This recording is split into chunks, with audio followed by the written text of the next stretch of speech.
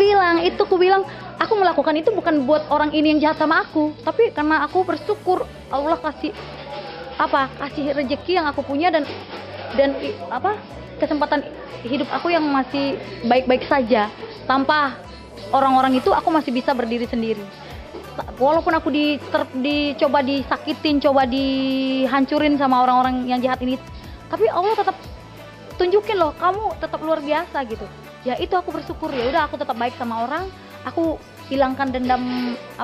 Namanya manusia kadang kan sakit lah, kok tega banget sih sama aku, hidup lu gua apain sampai A B C semua gua kasih, bukan soal materi tapi nama baik lu juga gua angkat, derajat lu juga gua angkat, tapi kenapa aku nggak minta lu balas gue gitu, tapi setidaknya lu jangan menjelek-jelekin gue, jangan coba untuk memfitnah saya ke sana ke sini.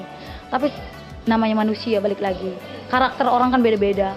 Aku juga nggak bisa menyetop mulut orang atau merantai orang dengan tidak berbicara. Itu kan kalau dia sakit hati, mungkin aku juga sebagai manusia tidak sempurna, tapi aku selalu melakukan yang terbaik yang aku bisa. Cuma memang kadang kecewa ada, tapi saya selalu berdamai dengan diri saya sendiri. Saya berserah, saya mengampuni, saya mengikhlaskan.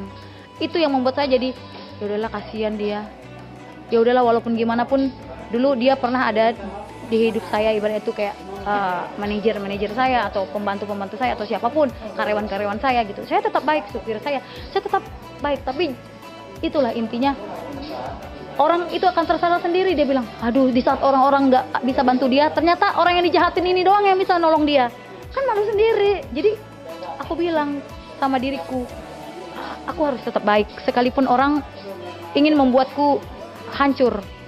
Jadi kita jangan terpengaruh, kayak orang ada punya pernyataan, kalau kamu baik saya lebih baik, kamu jahat saya lebih jahat. Saya juga bukan nggak bisa begitu, saya lebih bisa lagi dengan punya ibarat itu kekuasaan, dengan duit saya bisa gitu kan untuk berbuat jahat lagi ke dia. Tapi buat apa kalau gitu-gitu, jadi gini-gini terus, orang dia saya balas, dia balas, saya balas, nggak akan selesai. Ibaratnya tuh udah, saya mau memutus mata rantai kebencian demi kebencian ini dengan perdamaian, dengan kebaikan, sehingga dia sadar. Sekarang dia malu loh, dia bilang aku malu.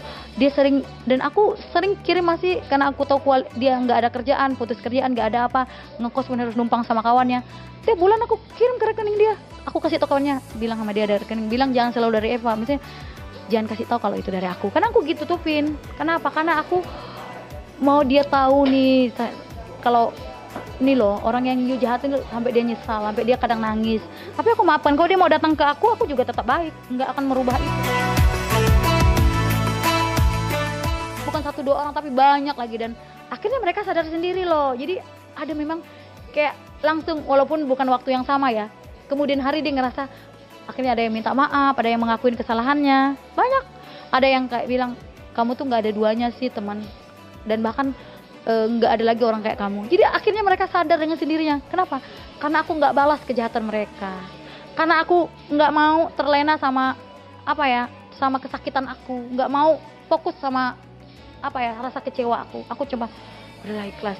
Dia juga manusia, mungkin dia lagi kecewa, mungkin ada hal-hal juga yang membuat dia jadi pelampiasan. Akhirnya aku yang digituin sama dia. Jadi begitu. Jadi memang karakter orang, pola pikir orang, kita nggak bisa mengontrol itu di luar kekuatan kita. Jadi apa sih yang membuat kita beda? Kayak kita menghadapi orang gitu, respon mas, katakan respon, itu respon kita harus positif, respon kita harus bisa membawa kita berdampak baik untuk kita, bukan hanya untuk kita, boga juga buat orang yang jahat itu sama kita, buat teman-teman yang lihat, buat orang lain, keluarga yang tahu misalnya kita punya masalah.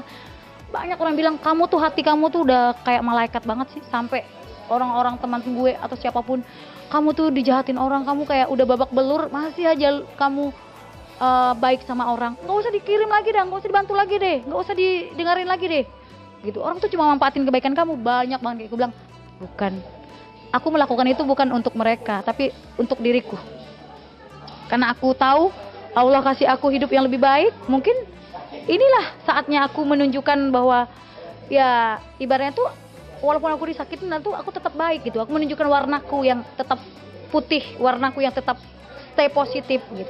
Inilah ajang tantangan bagi aku untuk terus fighting dengan segelintir orang-orang jahat di sekitar aku.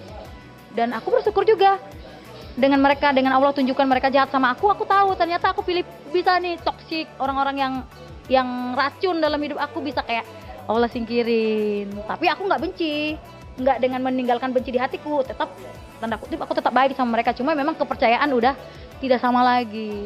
Jadi tuh hikmah, selalu ada hikmahnya dalam hidup itu. Pengalaman demi pengalaman selalu ada, selalu banyak. Pengalaman adalah guru terbaik dalam hidup, dan aku banyak banget mengambil hikmah dari setiap kejadian demi kejadian, kepahitan dalam kepahitan yang ku alami dalam hidup aku, sehingga aku bisa bangkit, dan bangkit itu aku berserah. Aku orang yang selalu bersyukur, aku orang yang selalu mengandalkan kekuatan Allah, bukan kekuatan manusia. Sebagai manusia juga aku lemah, aku nangis, aku benci, karena aku punya itu. Aku bilang, aku kurang apa ya? Tapi kalau kita merasa kita lebih terus, kita akan selalu melihat orang jelek. Makanya kita bilang, oh mungkin aku kurang di sini, mungkin aku memberikan kontribusi untuk orang ini melakukan kejahatan sama aku. Aku terlalu percaya juga sama dia kemarin, ngapain gue percaya sama dia? Ngapain gue terlalu ini dia? Ya begitu, mungkin saat-saat orang melakukan kesalahan ke kita, mungkin ada misunderstand. Kebanyakan tuh manusia tuh selalu salah paham. Nah, di antara salah paham ini pasti ada include, dua-duanya akan memberikan sumbangsih, sehingga terjadilah pertikaian.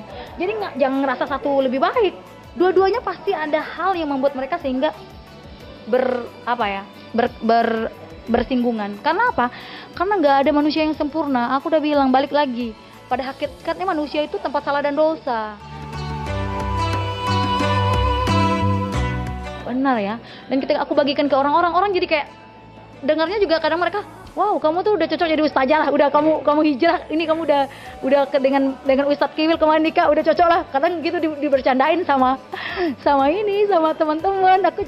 Aku bilang enggak, aku bukan apa ya, enggak sempurna, cuma memang hal itu yang aku rasakan, itu kan pengalaman aku. Dan itu pelajaran yang terbaik.